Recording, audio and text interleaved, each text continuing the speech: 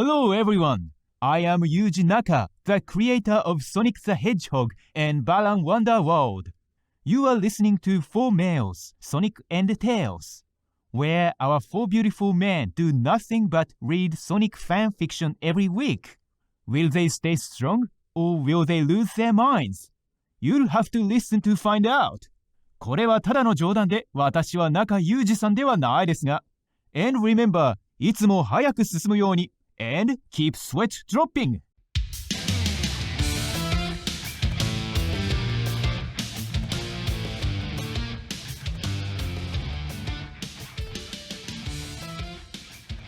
You are listening to 4 Males, Sonic and Tails. I'm Zach, and I like Sonic. I'm Luke, and Sonic has me feeling defeated tonight. I'm Eric, and I want to Sonic. Jesus. Coming out strong. I'm Daniel, and my favorite Sonic character is, well, Sonic. It's a good Can choice. we just acknowledge... I mean, I want to Sonic, too. I know, dude. I To be honest. I still want to eat him. I still want to eat Sonic. That's what you got to do is you got to eat. You got to fuck Sonic, and then you murder Sonic, and then you eat Sonic. Oh yeah, absolutely. Yeah. You give him the old Ted Bundy treatment. Oh. Actually, Ted Bundy didn't eat people. The Jeffrey Dahmer. He might have. I treatment. think Ted Yeah, Bundy. Jeffrey Dahmer, I think is the accurate serial Well, anybody killer would for eat that. Sonic if they kill him because, come on, he looks tasty. He does. Knuckles looks tasty Might as well too. at that point. Like Knuckles is Delicious a thick hedgehog. boy. It's true. Those gotta big pull all meaty the- fists look like they'd be a good entree. Yeah. I bet he tastes kind of like Idris Elba. Yeah. Yeah. Yeah, I'm sure he does. I would like to personally apologize for the pain and suffering that we put our viewers through last week.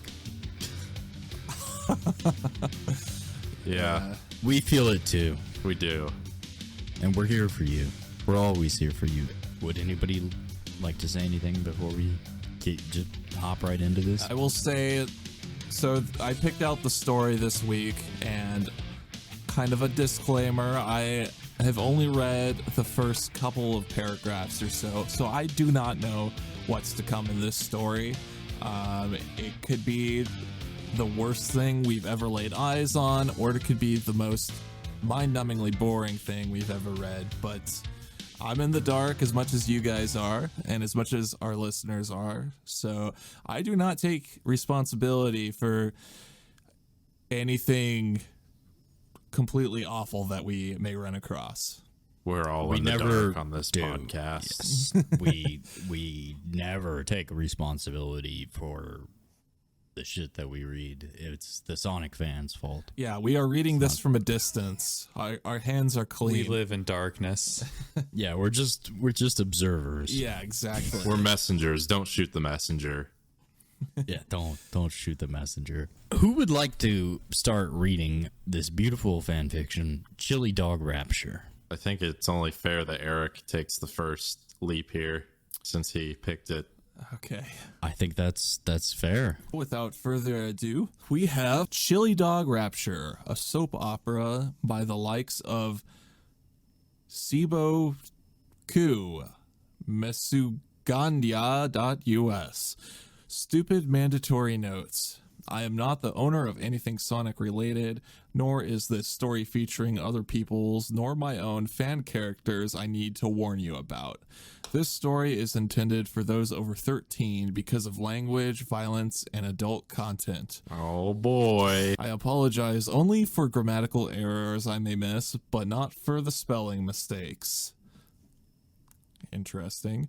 This story will hit many points that some, quote, sensitive people may find, quote, offensive.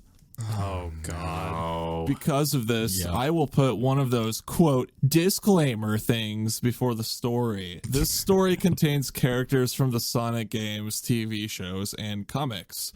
This tale is also quite alternate universe, being that everyone is a bit older. Sonic is 20 in this story. Why in fan fiction, not just Sonic fan fiction, but all fan fiction, why does the author always feel the need to give everybody an age and clarify it? Yeah, it's pretty creepy, actually. Yeah. It's, I mean, like, none because of they them include go. sexual content, right? Yeah, that's literally it. The story was published on August 21st, 2004. So kind of like our previous stories, it's a bit older. And yeah, so here we go. Jumping into the meat of it. Prologue. Welcome to the beautiful city of Station Square. Many people live here, working for a living with the goal of obtaining the happiness that is necessary in life. In this tale, we will meet several groups whose lives interact on a daily basis. Meet Sonic. This is his second time in Station Square. He was sent here first due to a freakish experiment gone awry by his nemesis, who we'll mention in a moment. Sonic did not come alone from his world. He is here with several friends, including a young lad by the name of Tails, who is an inventor and his closest sidekick. When Sonic came to this world for the second time, he came with a mission to create an empire revolving around his favorite food, chili dogs. Together with Knuckles, his wife Tikal, who still suffers from memory loss when it comes to her past, Tails, and Amy Rose, his off and on fiance, they create a company called Chili Dog Heaven. So Amy's like his mistress then? I was really confused by that too. I was like, okay, so Sonic has a wife and a concubine in Amy, but I think what's going on here is that this Tikal character, whoever that is Knuckles' wife, but the way it was written did not make that clear. Oh, okay. Didn't T-Call show up in the last episode? Maybe. Yeah, she With was like a like- time character. Yeah. I like the setup. It's like have any of you ever seen the movie Chef?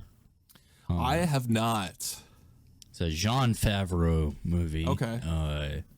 Where he has like a food truck. Mm-hmm.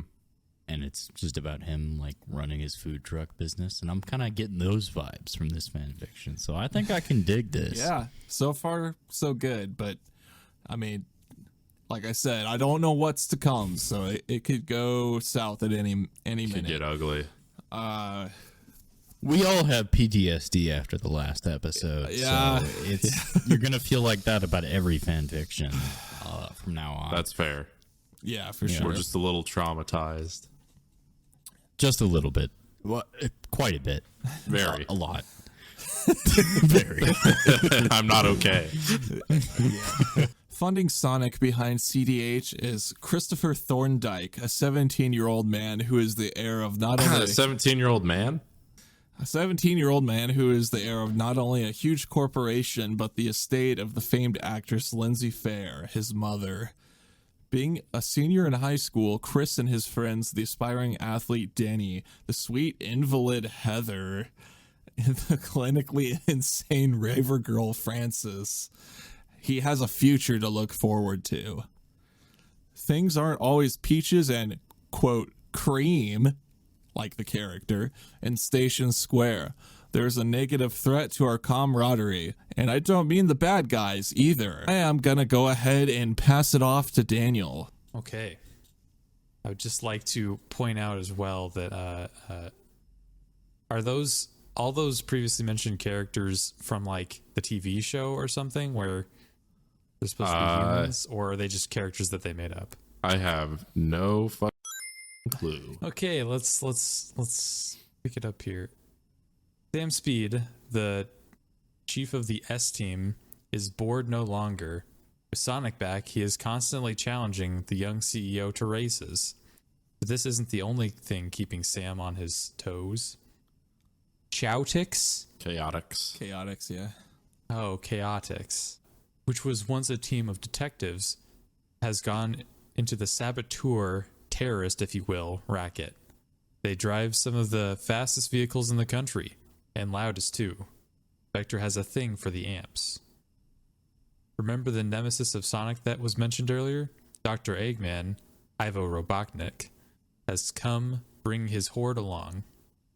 Dr. Eggman is appalled at Sonic's fast financial success and will do anything to bring it to a screeching halt.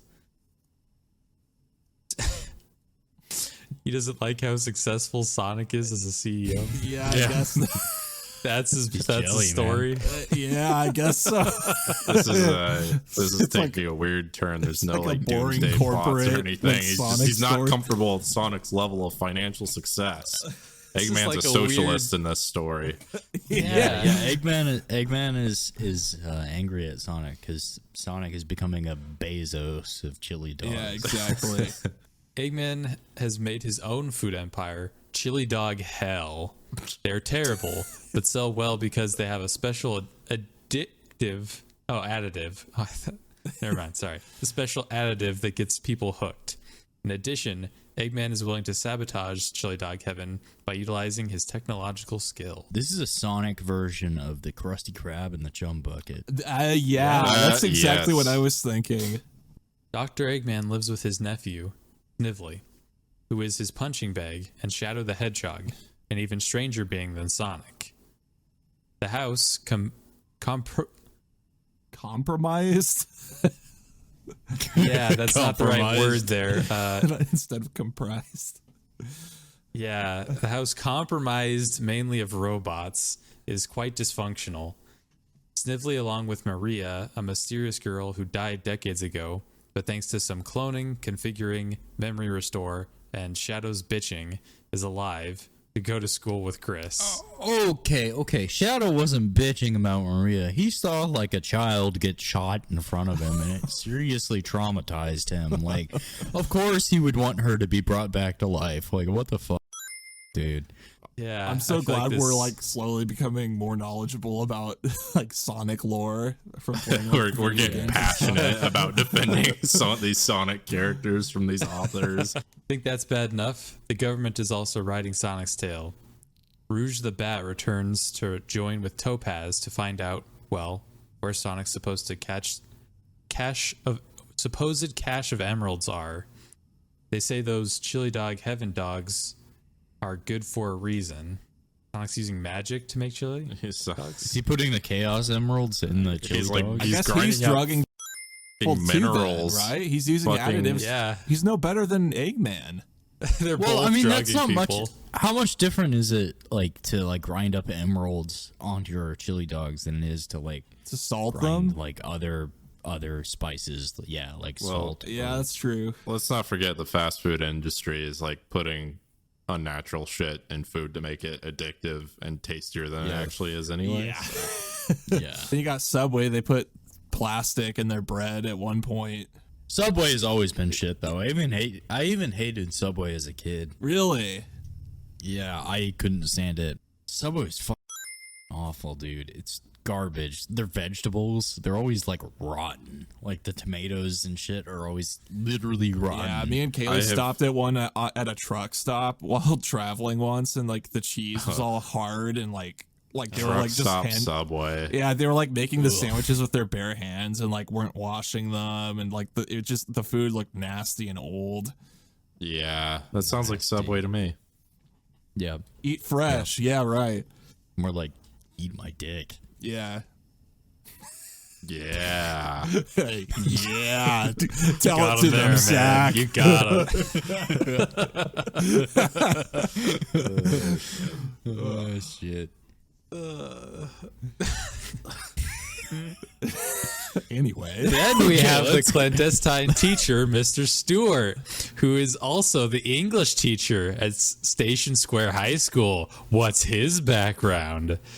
Things will get crazier as old loves, Princess Sally, and new rivals, Princess Sally, come into play. And now I present you Chili Dog Rapture. Princess Sally is gonna fuck everything up. As we go into episode 1, I will pass this off to Zach. Oh, you motherfucker. Here we are. Oh, episode 1. Today's disclaimer. Sexuality was never an issue for me. What? Nobody ever said it was. I mean, Are they trying to warn that there's sexual content? if he's talking I about don't his know what they're personal trying to say. sexuality, I don't know. Like the fact Sexuality is a little different than sexual content. Yeah, that's true. the fact he felt the need to write that unprovoked in a Sonic fan fiction on the internet kind of speaks the opposite to me. Amy Rose yawned. She sat up in the large empty bed and looked around. Oh, he left early again, she muttered. You would think a CEO could go in any time they wanted to, but no. He tells me he has to leave early. The lady squeaked before crawling out of bed and putting on a silk red robe over her silk gown. A lot of silk. Yeah. She proceeded down the elegant marble steps. Every time she looked around the house, she recalled to herself how much luxury Sonic had given her. Jesus. Damn, they really are successful. It's like... Amy swooned, reaching the bottom of the steps. I can still remember when he told me he loved me that day. Amy saw Tails, the orange two-tailed fox, wandering around the foyer. He had his things ready for school, but it was late, wasn't it? Tails? Asked Amy. Why aren't you at school? It's almost 9:30. I think that's a typo. Yeah. I was hoping it was a sweat drop, but it's probably just a typo. Oh, if only, man. I missed the bus, said Tails. Could you give me a ride? You know I can't see over the steering wheel, and Sonic runs to work, he said. Well, fine, I'll take you. But isn't Tails really fast, too? Yeah, and he can fly. Should be. And he can fly. Yeah. That stupid chauffeur is drunk again. Just let me get my booster seat. All right, next scene. Stocks are up, said Knuckles, dressed in nothing but his usual, along with the blazer and tie. He put a new copy of the stock portfolios in front of Sonic, who was sitting in his huge leather chair. Sonic was looking at the skyline of the town, admiring the harbor and the business district. Man, you know, Sonic said, turning him in the chair away from the window to face Knuckles. I miss Mobius sometimes, but not all the time. In this kind of place, I could expand like I wanted to, and man, is it not cool? And look at how happy everybody. I like the accent that you've added for Sonic. It's a very, like, Italian Sonic story. Don Sonic. Knuckles made a grunt. Every time Sonic mentioned home, it made him think about Angel Island. He couldn't believe he'd taken up the offer Sonic gave him, letting him move the Master Emerald to the mansion. Yeah, we're happy as hell, the echidna muttered. You say something? Sonic asked. No, I didn't, said Knuckles. Oh, I need to call my wife and see what she wants to go, where she wants to go out to dinner tonight. I'll be back later, Sonic. All right, man. Sonic waved to Knuckles as he exited.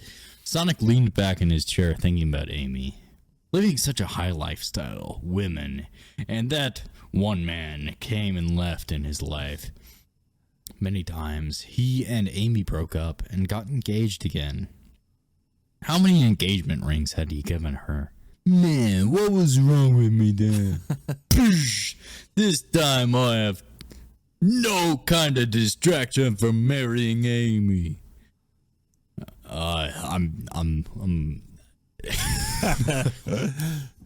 After the extreme Fredo-phobia that I just dropped on this show, I'm gonna pass to Luke. Okay, I'm sorry to say I will not be continuing those accents. I don't have it in me. All right, class, said Mr. Stewart. Let's read the passage from Gilgamesh again. He thought his time was up in the metropolis when Sonic left, but once his return and interaction with Chris was confirmed by the insiders, there he was again, being that Mr. Stewart guy installed as a teacher. He'd gotten out of the task as fast as he'd gotten used to it in the beginning. Still, it was interesting to see his old students so grown up. I love this story, Frances whispered to Danny, who sat next to her. It has whores in it. Frances. Oh, God. I hope the story we're reading doesn't have whores in it. Frances, all the stories we've read so far have had whores in it. This is historic lit. Wow, they had hookers back then, Frances said out loud without realizing her volume. The entire class laughed. Mr. Stewart only shook his head at the special girl. In the back corner of the class were Snively, Kintobor, and Maria Robotnik, members of a now notorious family. They weren't bad, they weren't good. They were indeed strange. Snively, would you like to read the next passage? I haven't heard from you all day, Mr. Stewart asked. Let alone a week. He then added with a slightly disgruntled mutter. Snively, being very short for his age, stood up on his chair, arms folded behind his back, and said, No, I would not, before bowing his head properly and taking his seat again. Mr. Stewart grumbled and looked to Maria. Ms. Robotnik, do you still have laryngitis? The girl nodded. She's now had this problem for 3 weeks. I'll do it. Chris raised his hand and said, he was always doing it, but he didn't mind. Mr. Stewart smiled out of approval. And next scene. Amy, still in her nightgown and with a cherry-flavored cigarillo dangling from her lips, drove around Station Square hours after dropping Tails off at school. I wonder if he's having a meeting right now, she asked aloud. She drove past Sonic's building and looked up at the high-rise corporation. Last time I messaged him, he seemed pretty upset. Maybe it was because he lost that deal he wanted? Amy decided to send Sonic a text message anyway. Indeed, he was in the middle of a meeting. It was tiny, but extremely important. And next scene. You know, sir, said one of his VPs, that account you wanted may just go through. Aw, man. Sonic leapt out of his chair with a backflip and landed on his desk. I've been waiting for that thing. Shit, yeah. His assistants were happy. One said, the Acorn account. This is Sonic Wall Street. Yeah, I agree. Yeah, it's fucking weird. It's I don't know. Sonic is making that money, getting paid. I'm proud of him, to be honest. I am too. I just don't know why someone like imagined Sonic as like a rich Wall Street guy and wrote a story about it. Because to me, Sonic seems like as far away from a Wall Street dude as I could imagine. But I know. Here we are. Very fresh take on the character. It is. He put all his money into GameStop. His assistants were happy. One said, the Acorn account. Wait, what? Sonic fell off the desk and shouted from the floor. Is that what it's called? The account from Mobius? Yes, sir, the assistant said. The person in charge of this whole thing's last name is Acorn. Right. It's just a coincidence, Sonic kept muttering as he climbed back into his chair. He spun the chair around to face the window. He kept his face in his hands and shook his head. Sir, is something wrong? The VP asked. Get out, Sonic ordered. And I will pass it to Eric. He didn't message me back, Amy shouted as she slammed the phone into the seat beside her. She was at a stoplight, and the drivers next to her stared at the pink hedgehog in bewilderment. What are you staring at? She screamed at them both, causing them to speed ahead and run the red light. I hate this. I hate this so much, shouted Amy, punched her car horn. She knew Sonic was at work, but he just didn't give her enough attention. He was starting to work late and would go right to bed and get right back up again. I've got to do something, Amy said. Scene change. The road was calm where Amy drove, yet it was but only several blocks away where the streets were being blocked off. People stood around, stunned and afraid. Multiple sonic booms, followed by... Sonic boom! Sonic Oh, yeah. I know. I was wondering why that like triggered some familiarity in there. Sonic boom! Sonic boom! Sonic boom! Boom! Crush 40 lyrics for you. Yeah. Beautiful. Okay. The cause was the S1, the fastest car in the S team's cache, speeding behind a group of strange beings driving an unusually large but outrageously fast truck with double the nitro boost that would be forbidden by any existing space program. I'll get them, Sam kept chanting. This is his mantra. He was tailing the huge truck. The S1's enamel was being charred by the exhaust rockets on the truck's tail, but that was the least of Sam's worries. Inside the truck was Vector, the driver, a crocodile, donning a pair of headphones that blasted heavy bass beats. Espio, a normally calm chameleon, who, at the moment, was in a panic due to the noise outside and inside the truck. And Charmy, who had fainted from the outrageous output the sound system was making. Jesus Christ. On the roof with a bazooka was Mighty the Armadillo, constantly shooting at the S1's wheels and any cop who tried to chase them. I was wondering when we would run across a fan fiction with these guys in it. Yeah, yep. Man, oh man. Oh, there's Yeah. Who? The Chaotix. the Chaotix. I think they debuted in Knuckles Chaotix for the Sega Saturn, but And they're one of the playable They're in- teams in Sonic Heroes. They're in a lot of Sonic games, I think, but they're in Sonic Heroes as well. Yeah. Okay. Man, oh man, screamed Vector over his loud headphones in addition to the loud music playing in the truck that he would not allow for anyone to turn off. So, to us leveling the White House kitchen and stealing all that gold, huh?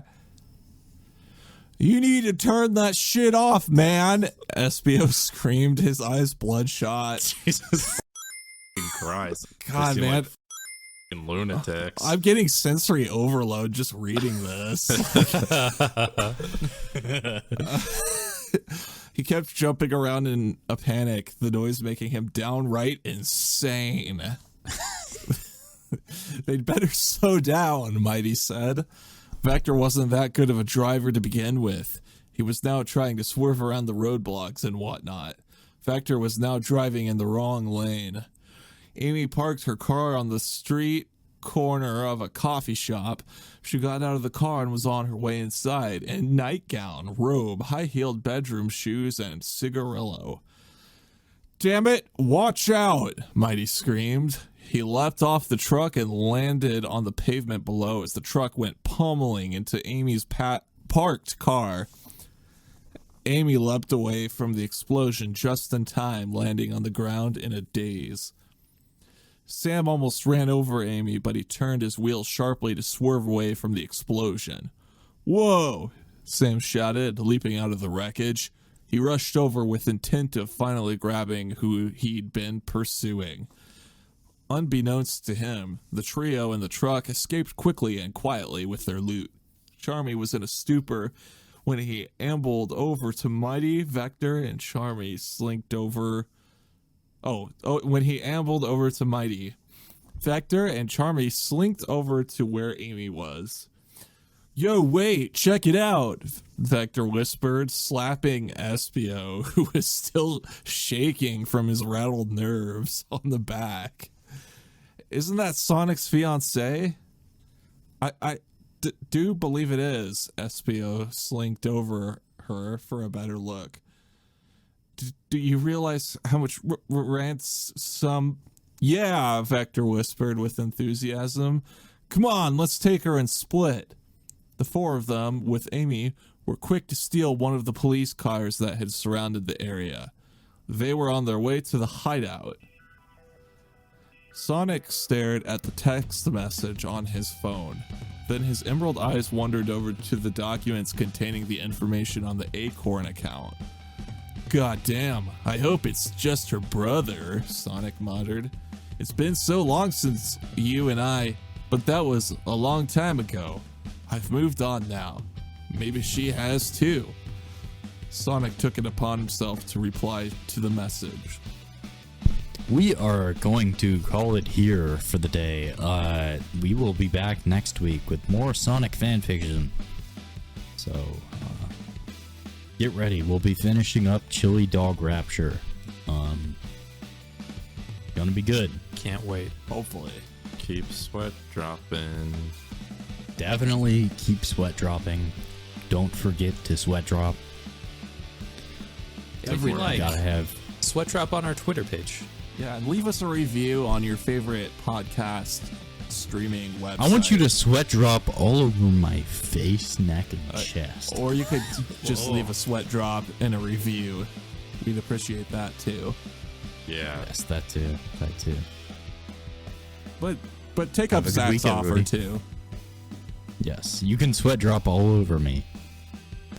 I'm okay with that. Sweat drop. Sweat drop.